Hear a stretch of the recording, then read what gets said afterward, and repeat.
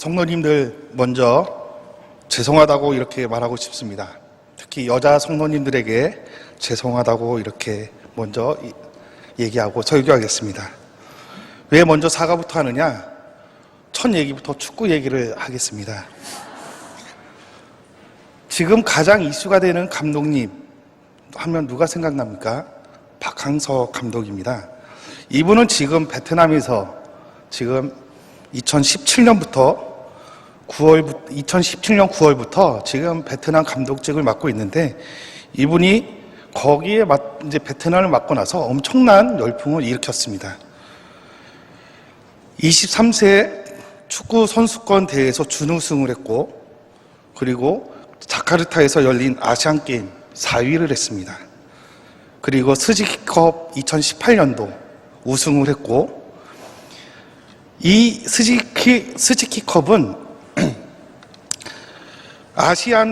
아시안 축구 연맹에서 가맹국이 참가의 기량을 벌이는 대회입니다.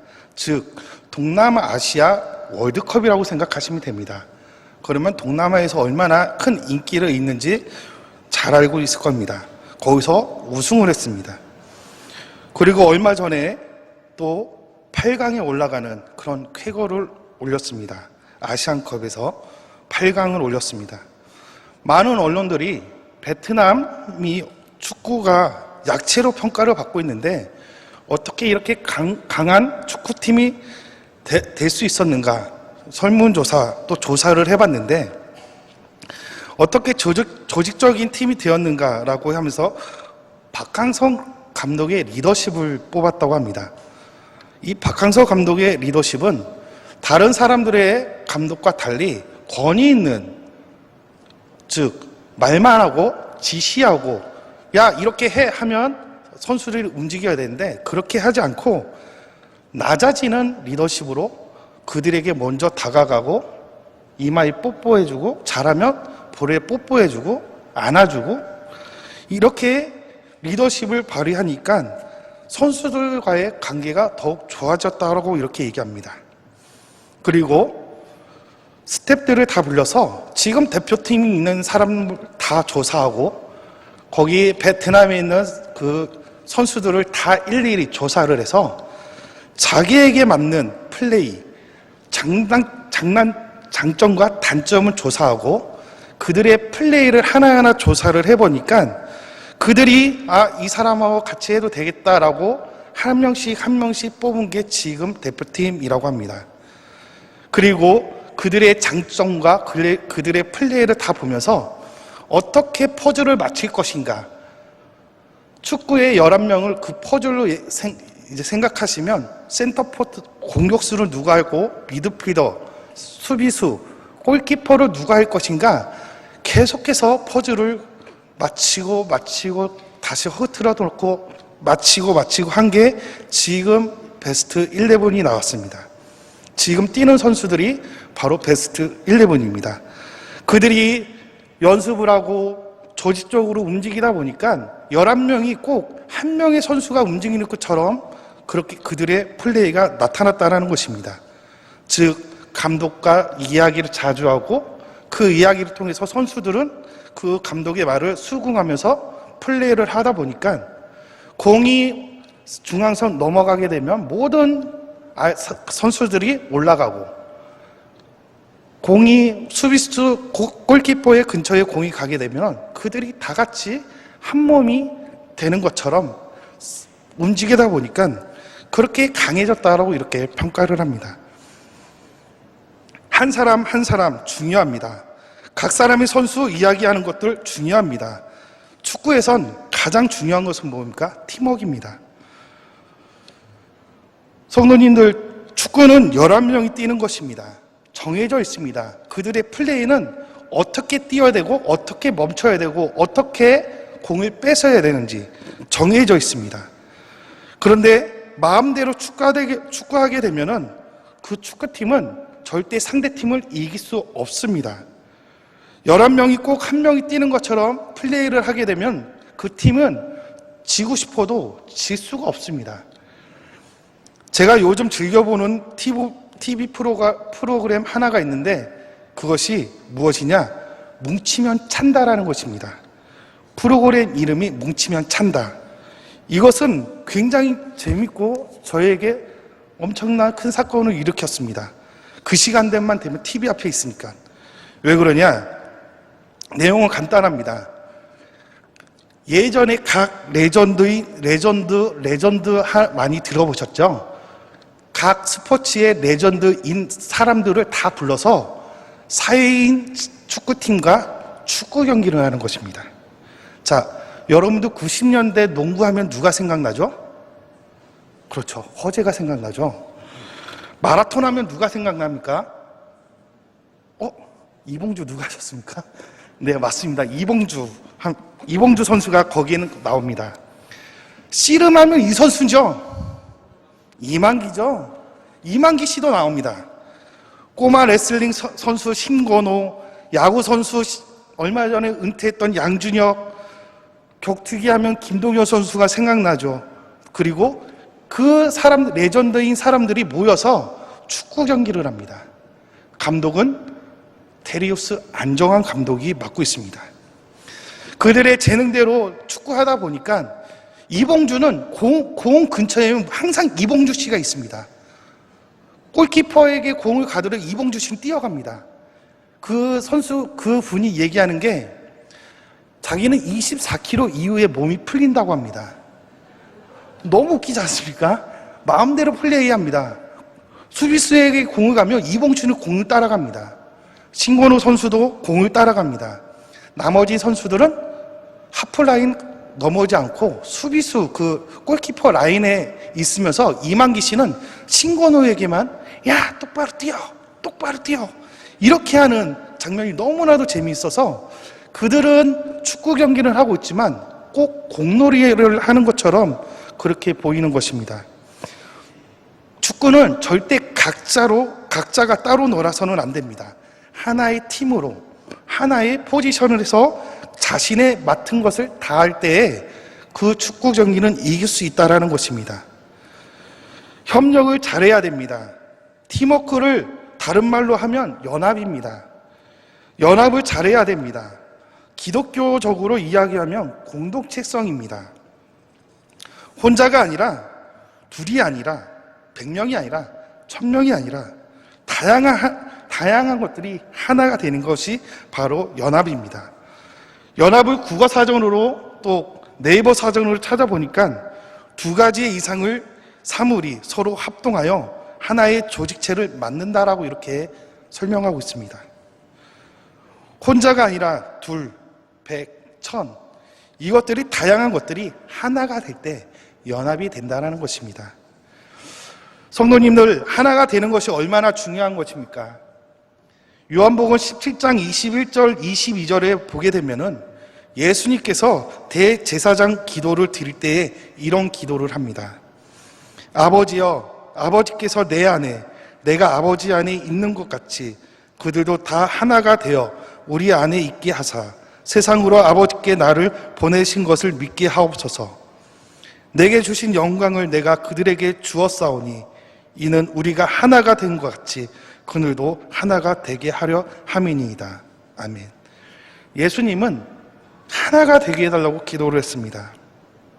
아버지가 내가 하나이듯이 그들도 제자들도 기독교 예수님을 믿는 모든 사람들이 하나가 되게 하라고 예수님이 지금 기도를 하고 오셨습니다. 십자가에 달리기 직전에 하나님께 간절히 기도했습니다. 하나가 되게 해달라고.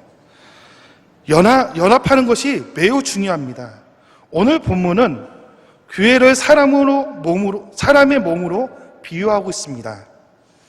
우리의 몸은 하나라 이렇게 말씀하고 있습니다. 하나의 몸에는 여러 지체가 있다라고 말씀합니다. 다양한 지체, 우리 몸 안에 있다라는 것입니다. 교회도 마찬가지입니다.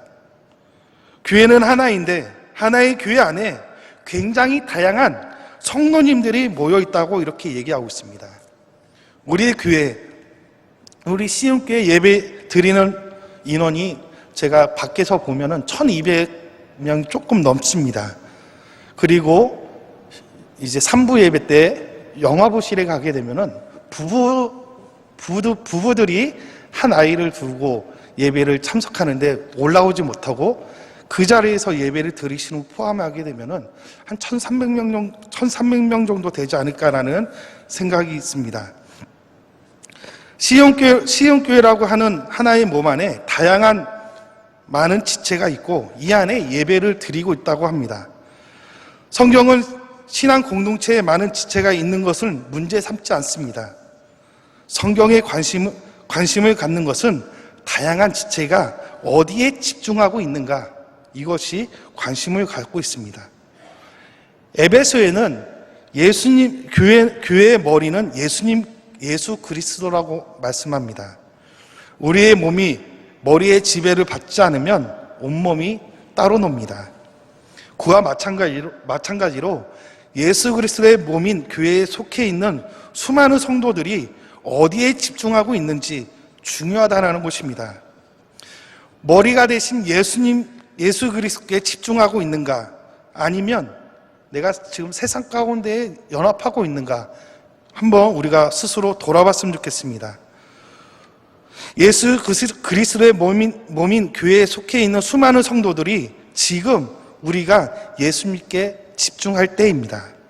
그러면 교회가 예수님과 하나의 일치가 되고 연합이 되고, 그러면 우리는 예수님을 몸을 통하여 많은 사랑을 나눠줄 수 있다는 것입니다. 고린도 교회는 은사들이 굉장히 많은 교회입니다. 방언과 예언과 병 고치는 은사 등등 하나님께 받은 것인데, 그러면 교회가 잘 돼야 되는데 하나님께로부터 특별한 은사를 받았는데 그 은사를 가지고 교회를 섬기라고 했는데 그 교회 직분자들은 많은 은사를 통해서 교회를 발전시켜야 되는데 그러지 못했다라는 것입니다. 고린도 교회는 점점 많은 갈등 때문에 그러지 부흥되지 못하고 망했다라는 것입니다. 망할 정도로 갈등이 심했다라는 것입니다. 은사를 받았는데 교회가 문제가 생긴다라는 것입니다. 내가 하나님께 이런 은사를 받았어. 나 멋있지? 대단하지? 근데 옆에 있는 한 성도님도 야, 나도 은사 받았어. 아이, 네 은사는 별거야.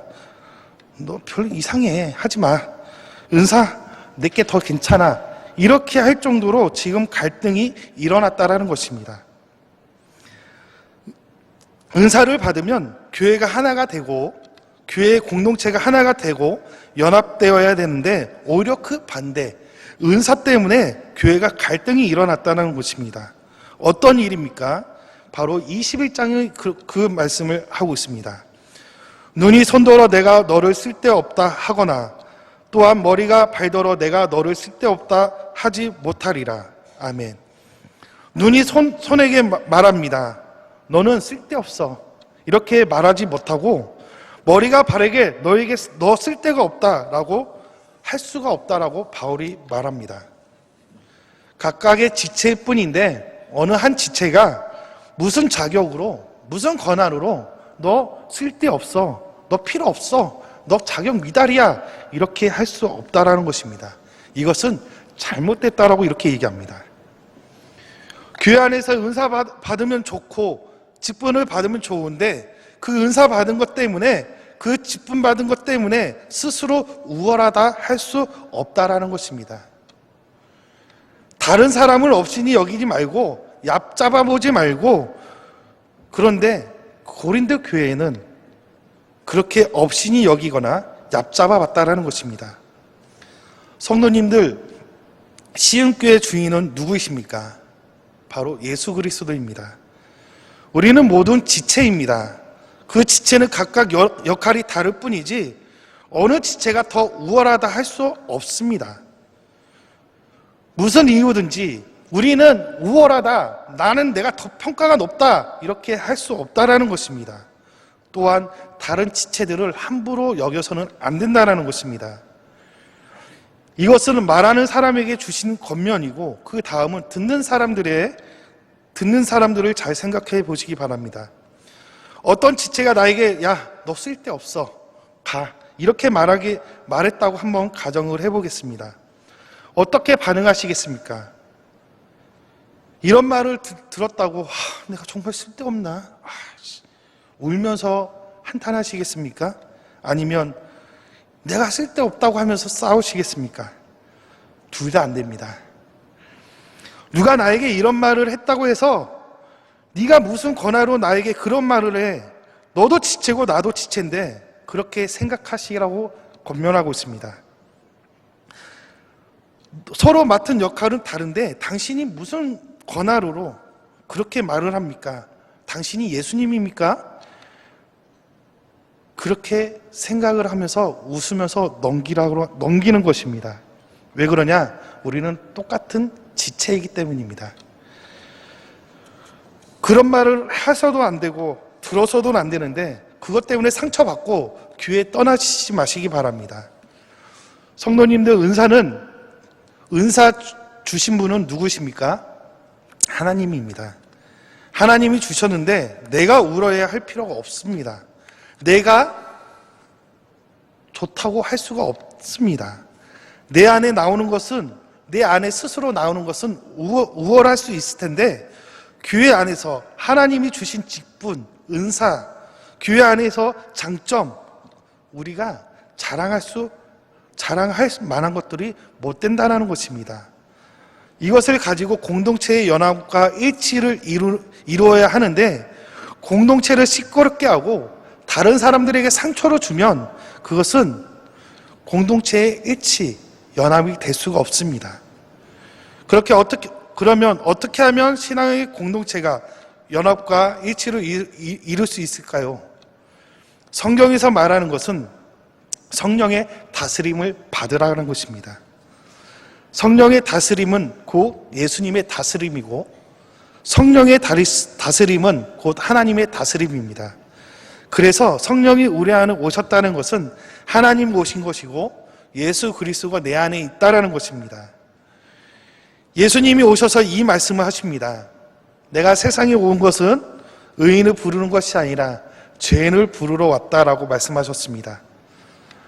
예수님이 불러 모은 이 교회 안에는 의인은 하나도 없습니다. 다 죄인만 있다는 것입니다. 완전한 사람은 없고 불완전한 사람, 부족한 사람이 이 안에 가득하다는 것입니다. 그런 사람들이 모였기 때문에 문제가 생길 수밖에 없습니다. 그런데 이것을 언제 해결할 수 있느냐? 성령님이 오시면 다 해결이 되는 것입니다. 왜 해결이 됩니까? 성령님이 오셔서 나를 다스리기 때문입니다. 각 사람의 하나님이 다스린다. 이것을 바꿔서 말하면 내가 하나님의 다스림을 받는다라는 것입니다. 교만할 이유도 없고 상처 줄 이유도 없고 분쟁을 일으키는 일도 없고 상처받는 일도 없습니다. 시온교회 성도님들, 성령님의 다스림을 받으시길 소망합니다. 내 안에 예수 그리스도의 다스림을 통한 소망함이 있기를 소망합니다. 내 안에 하나님의 다스림을 받는 시온교회 성도님들이 되시길 소망합니다. 이것이 중요합니다. 만약에 성령의 다스림을 받지 못하게 된다면 내 안에 있는 의가 나타나는 것입니다. 내 경험이 나오고 내 교회의 연력이 나오고 내 그 성경을 통해 내 직분의 그 의가 나타나는 것입니다. 이것이 바로 성령 충만하지 못한 자입니다. 가장 우선적으로 받아야 할 것은 성령 충만입니다. 지도자의 자격, 직분자의 자격, 성령 충만하지 않으면 자기가 충만하기 때문에 성경은 지속적으로 성령 충만하라 이렇게 말씀하고 있습니다. 저희 교회 모든 직분자들은 성령 충만하시기를 소망합니다. 나의 의가 나타나는 것이 아니라 성령님이 나를 통하여 드러날 수 있게 해달라고 기도하시기 바랍니다. 하나님이 드러날 수 있도록, 예수 그리스도가 드러날 수 있도록 늘 그렇게 기도하시면서 우리는 성령 충만을 해야 합니다. 마지막으로 내게 맡기신 자리를 지키시기 바랍니다. 보통 일반적으로 사람들은 자기를 드러나는 자리를 원합니다. 다른 사람이 보이지 않는 곳, 가지 않으려고 합니다. 오늘 본문은 바울이 이렇게 비유합니다. 발을 한번 생각해 보시기 바랍니다. 우리 인체 중에 발이 가장 더럽습니다. 손은 자주 씻고 요새 이제 소독제가 많이 나와서 손은 그렇게 이제 깨끗한데 발은 하루에 한 번 닦죠. 게으르면 밤에 늦게 가면 하루 이틀에 한 번 닦습니다. 맞죠? 네. 그러면 세균이 얼마나 많이 있을까요? 또 감사하게 냄새 나지 말라고 양말까지 덮어줍니다. 만약에 우리가 신발 벗는 곳으로 가게 되면은 신발을 벗는 곳으로 식당에 많이 가는데 살짝 부담이 됩니다.